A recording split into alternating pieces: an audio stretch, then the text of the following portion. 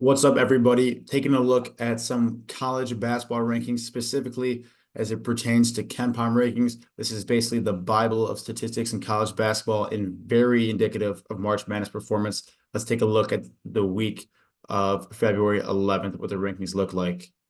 So if you're not familiar with Kenpom ranking, again, this is the cream of the crop of adjusted rankings and data within college basketball.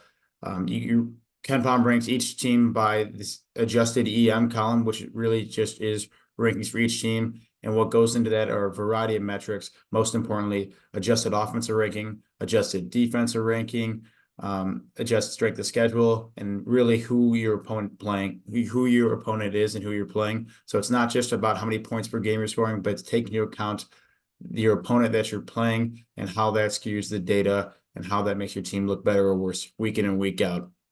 Sliwa, anything you'd add about that about Kenpom? Yeah, no, I mean his advanced metrics are just great at breaking out, especially between conferences. When you think of like the Big 12 is loaded for this season, tons Mhm. of teams projected to be in the bracket. I mean, it's just a great way to be able to fairly get a grasp on how good a team is, even if they're playing lesser competition. For example, like you got New Mexico in the MWC at 19-5, and then even San Diego State right above them. I mean, Mhm. granted, the Mountain West has been a tougher basketball conference the last few seasons, but it just gives you a good idea of how good some of these other teams are that you might not be watching in some of these Power Five conference games. But yeah, I Yeah. mean, he's normally spot on with his Yes, he has metrics. been. And, we did that video last year that was money picking Connecticut for the championship. So this stuff is the real deal. You're really gonna like this video and the same weekly iterations we have going forward. Don't forget to like the video, comment who you think is gonna win in March Madness and who you think the top teams are right now, and subscribe to keep getting this content week in and week out. Let's see, we're looking at this top 30 ranking. Just initially, again, these teams are ranked by this adjusted EM column, that third column there. Who surprises you of being a little bit higher than expected, and who is a little bit lower than you might have thought based on what the AP poll says or just what the eyeball test says too? Yeah, I mean, the first one that stands out to me, kind of starting towards the top, is Alabama. They're at Mhm. number 6. They've had some bad losses early on, but they've definitely turned it around as of late. I I don't have it off the top of my head, but I believe they started 9-6 or 10-6, and Kenpom still had them in his top 20, regardless. And they're starting to get a hot, win more games here, but they are the number one rated offensive team in the country, so you can have those lapses on the defensive end where you maybe lose a game here or there. But I think they stand out because they just don't seem nearly as tough as a team as they were last year. They were a 1 seed last year, fell Mhm. short in March Madness, but yeah, I don't think they're getting nearly as much exposure as they did last year, and still being in the top 10. And they're the only team with 7 losses in the top 10. Mhm. So I think that just stands out to me. Yeah, And that then certainly speaks to, you see that they have the third hardest strength of schedule this year. That, like you said, really tough start for Alabama. And that's got to be, you're playing in the SEC. You can see how many there are in the top 10 right there with Auburn and Tennessee kind of surrounding them there. It seems like looking at Alabama, I haven't watched too many games personally this year, but the defense is really what's struggling. And they're going up against this season in that opposing O column. They've on average had the fourth hardest schedule um, when compared to facing opponents' offenses. So definitely defense is what needs to be picked up for Alabama, but they haven't been given any favors with that tough schedule so far. right. No, and that's an absolutely great point. And I think we're starting to see that too now with them winning more games, especially the last 2 months. They're definitely going to be dangerous in March Madness if they can keep improving that defense. Yeah. But the other thing that stands out to me, just more so anecdotal, is um, just the amount of teams with 5 or more losses in the top 10. And then you even Mhm. have, I just saw the college basketball report they posted, I think yesterday or 2 days ago, like the top 10 from the past decade and then 2 decades ago. Top three teams were all like undefeated or had one loss. So just goes to show how deep college basketball is, especially with the transfer portal. There's so much talent. So almost every starting five is talented and could, for the most part, beat any other team in the Mhm. country, which has made it a lot of fun for the viewers. Also a little tougher to kind of just go with teams that are chalk. For example, like the the underdogs have been winning at a higher rate than ever before. But looking at like the Kenpom rankings, I still think Houston at number one is surprising me. I know a lot of advanced metrics still have Houston at number one, but personally, I mean their offense is number 17th according to Kenpom, but they're not as explosive on the offensive end as they have been in the years past. Guys like Marcus Sasser, Hmm. uh, and then they lost Trayvon Mark to Arkansas. I mean, yes, they developed their players and they've gotten a lot better, but I just don't think they're any better than they have been the last couple of years. So still seeing them at number one is a surprise to me. I think Purdue and Connecticut are better than Houston, and I think Purdue or Connecticut are either of my two favorites to win the whole thing. Um, but moving a little bit further down, I think seeing BYU at number 12, another team with a higher rated offense. But I mean, they hit a ton of threes, but I think they're another team very similar to Alabama, where you just see them um, lose games that, I mean, that seem winnable. I mean, they lose a game by like 8 or 9. And I just, a lot of advanced metrics like BYU to go far, but I think seeing them in the top 15 is a little bit surprising to me. Just the amount of transfers and just not really playing great defense, but at the same time in the top 25. So, I Yeah, mean, and the that's a metrics like good point too. Something that I always like to take with a grain of salt there when looking at these teams that are a little bit higher than you normally think is taking a look at that strength of schedule because it seems like, teams, especially teams in non-power conferences, they can have a really flashy resume and great stats, but when it comes to March with all the lights on them, you'd like to see them have faced adversity and really tough teams in the regular season, so to speak.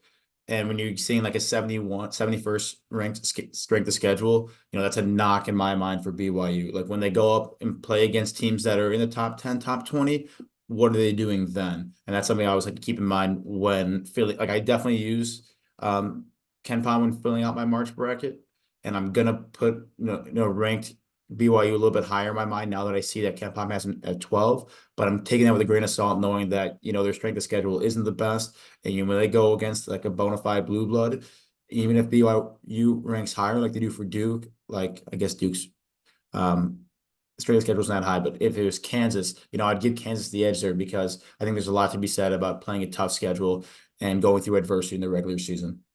right. No, I mean, and I absolutely agree. That's why, for the most part, you see teams from the Power Five conference making a run, but I mean, you Hmm. always have a Cinderella or two. Another point on that note, though, is like a team like Iowa State, even with the 80th ranked strength of schedule, they had a terrible non-conference schedule, but they were just blowing teams out. So they were like padding their net rating. Yeah. So it's tough to look at some of these stats sometimes, but uh, but yeah, like they definitely could have played tougher schedule, and they are in the Big 12 though. So I mean, they're obviously going to be playing a lot of good teams the next few months. But I mean, there's a few ways you could look at some of these, but for the most part, yeah, BYU. I mean, they are in the Big 12 now, but I'm just not fully sold on them as a team. And then you have to look at Michigan State too, because of Hmm. course, like their preseason top five, uh, definitely like underperforming. They got the most losses on this list. But Yeah. another key stat you want to look at with them, and I mean this stat isn't that great to look into, but the luck factor. Michigan Hmm. State's 338th, so like they're losing all the 50-50 calls, the 50-50 balls. Like they're just, I mean, that's such a arbitrary stat to like how a team actually plays that you would hope that goes more towards the median. They get a couple of those 50-50 calls and they start to win a few more games down the stretch. Yeah, very good point. And like you said too, kind of touched on it for Iowa State too. These stats are a great help and great guideline, but it's not you can't take anything in isolation and in a vacuum. It certainly helps more than I think any other tool out there. But what there's really no substitute for watching these games and knowing these teams inside and out. But when you can't, then you take the stats. But like for me, I have no way of knowing that like Iowa State's rankings are a little bit inflated because when they do win, they win in enormous fashion. So it's great to have those insights too. Right. No, yeah, and absolutely. Like they were So just Michigan State. blowing some teams out in the non-conference, but it's tough to judge those games because it's what they should do, but they can't really do much else. Hmm. Um, yeah, moving on a little bit though, I just while the top 30 is really deep, I don't see any of the teams kind of outside the top 15 or so really Hmm. competing for the national championship. I mean, there might be a handful, but I do think it falls off a little bit just just in terms of when you get to about the 20th ranked team here. Um, Agreed. yeah, I just feel like it. But like another big one is Kentucky. I Yeah, mean, that th- defense is yeah, killing them. yeah, exactly. I mean, they have the worst defense on the list, all the talent in the world, but yeah, if they just can't put it together and play like a team, they're not going to win games. And starting to see them play a little bit worse lately. So once again, Kenpom is just always on. He's had Kentucky with a really bad defensive rating all season, and now we're starting to see some of the flaws on that end. Yeah, and there's still time, and we'll keep doing these videos week in and week out and see how teams either perform better or worse in any of these categories. But certainly, it is impossible, and I'll talk about it later in this video and its subsequent videos. It is impossible to win March Madness with a defensive ranking like that. No matter how good your offense is, Kentucky cannot go far with their defense like that. And that's you need a well-rounded, complete team, and you can't do it just by having the most explosive offense in a defense that lags. So they need to figure that out in the second half of their only about month and a half left till March Madness. Like they got to put together that defense. They want to make a run. Oh yeah, absolutely. I mean, you can't just rely on hitting shots every game. Exactly. But if you're good with those 30 teams, I want to talk about like the relevant metrics and some stats as they relate to March Madness championship performance. Like I said, we're looking at the adjusted efficiency margin, which is how they sort the rankings of each team, adjusted offensive and adjusted defensive ranks, and then strength of schedule.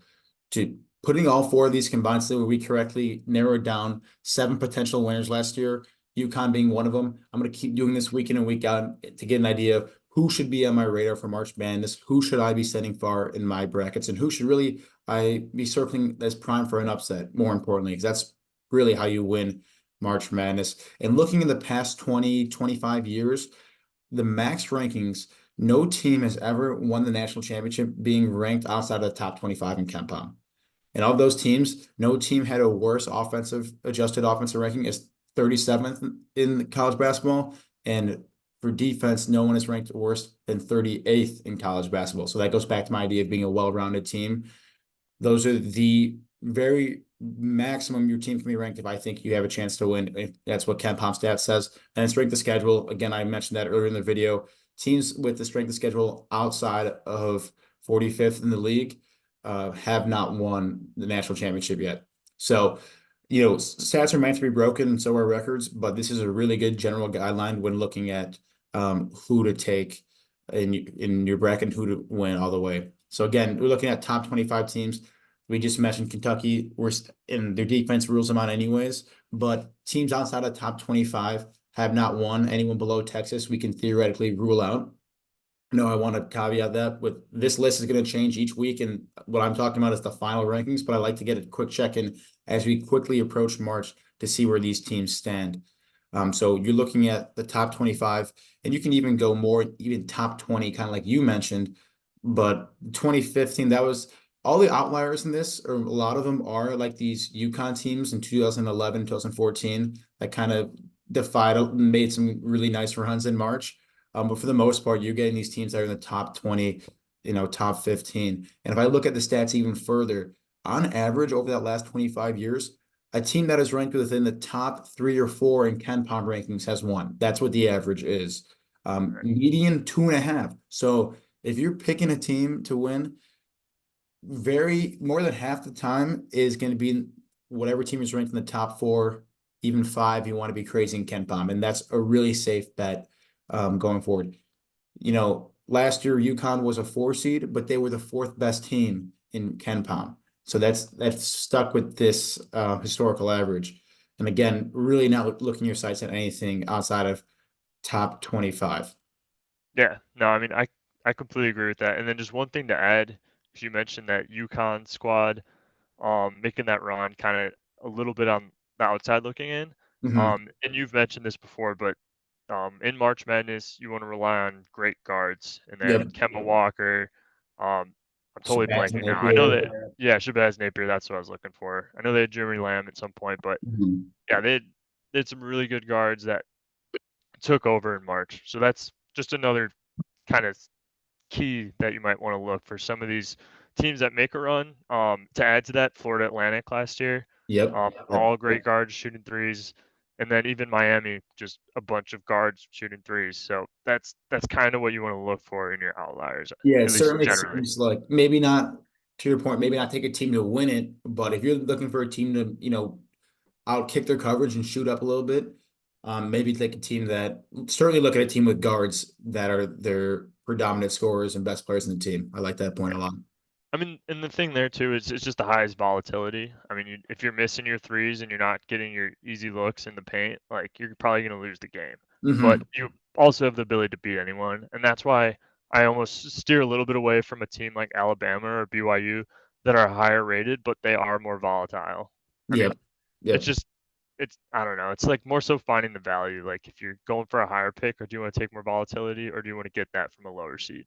Yeah, very fair. Part of the way to win your March Madness brackets isn't necessarily to pick the winner, but pick the least amount of losers too. A lot of people are going to be taking UConn this year. Who's taking UConn, but also to play, Creighton in the finals or something like Right. that. It's about who you're picking to meet him there too. It's not all about picking the winner. Yeah. No, absolutely. Moving on to adjusted offense efficiency.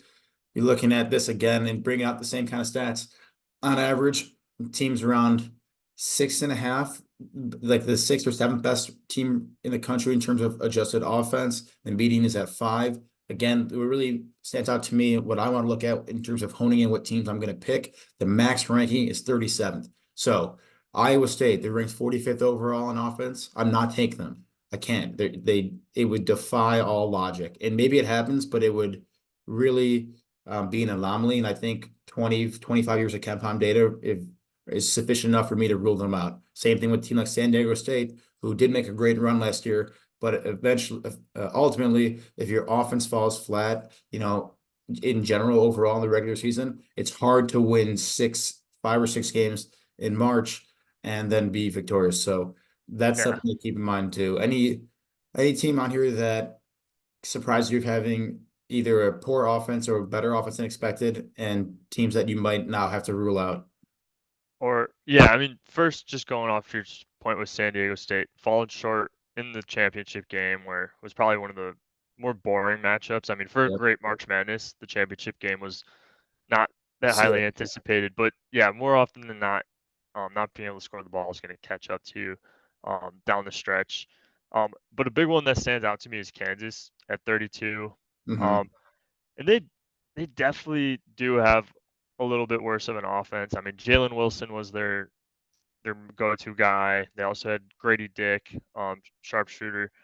But this year, I mean, Hunter Dickinson is a great player, but at the He's not same time, good, right? he's not a winner. He's not a He's winner. not a winner. He's a moper. If his shot's not falling, he's not gonna help you in other ways.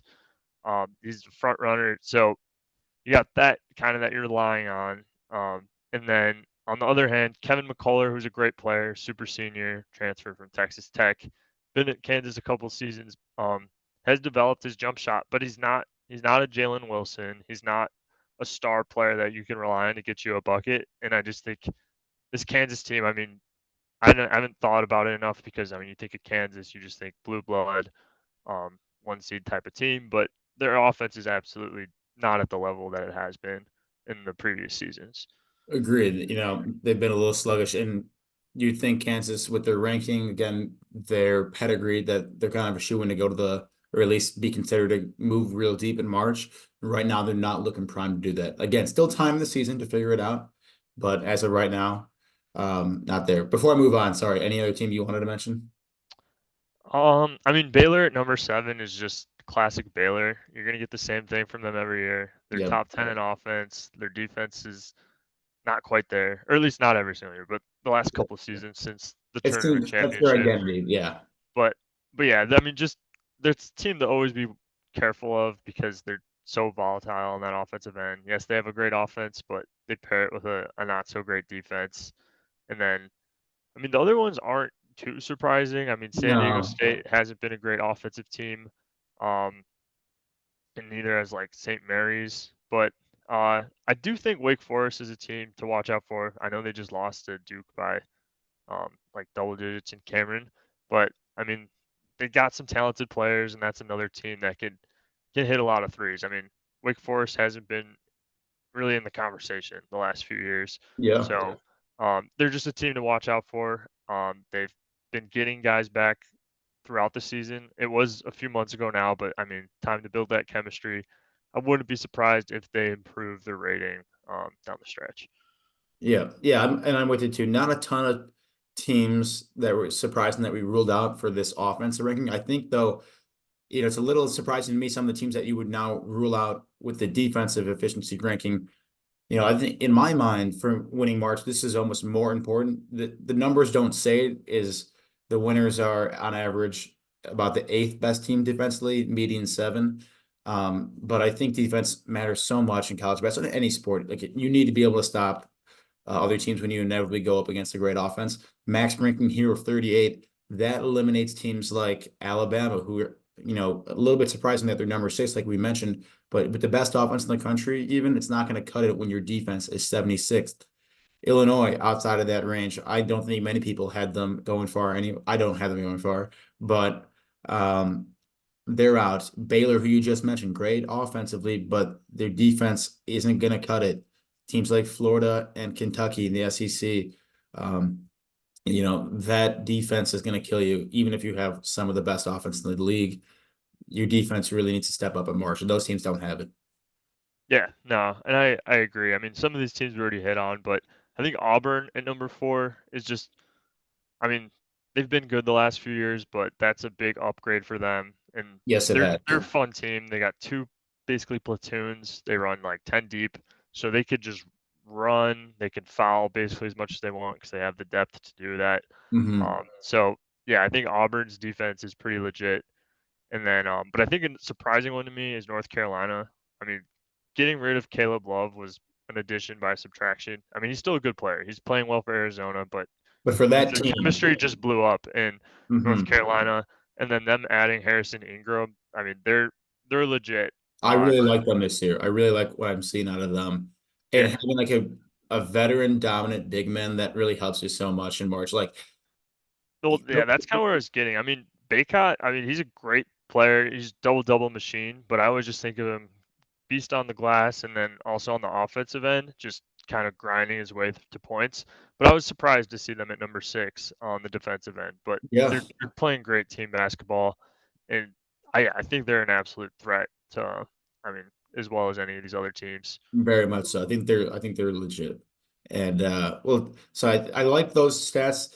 It doesn't rule out a ton of teams. I think what really separates these teams and what really narrows down our focus in terms of picking March winners is the strength of schedule one. Again, if you're going to win 6 straight games against really good teams in March, it's great to be battle tested in the regular season.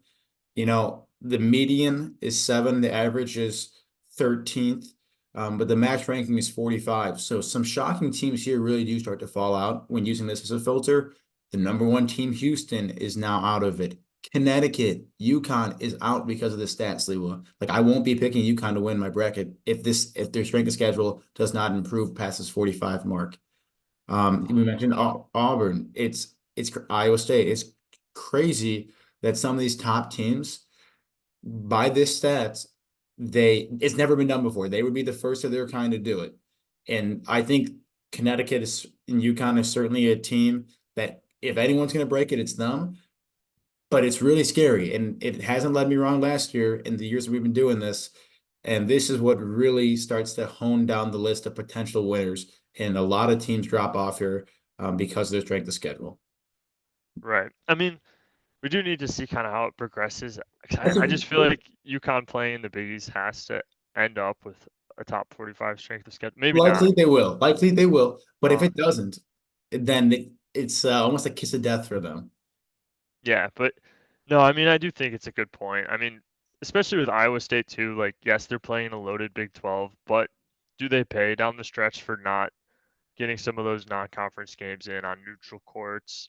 Like, are they used to playing at home and then on their regular road opponents? I mean, granted, the road's always tough, but who knows? I mean, that experience against tough teams on neutral courts um, can't go without show. I mean, according to this stat right here. It's So gonna kill me to not take UConn because they look like a great team, but I would, yeah. I mean, not. I haven't made up my mind yet, but they're definitely on the board for me. I mean, We'll check, of course, they look so great. We'll check right. back in next week and keep trending this and seeing if they can pop it in that top 45, because otherwise it's a little scary.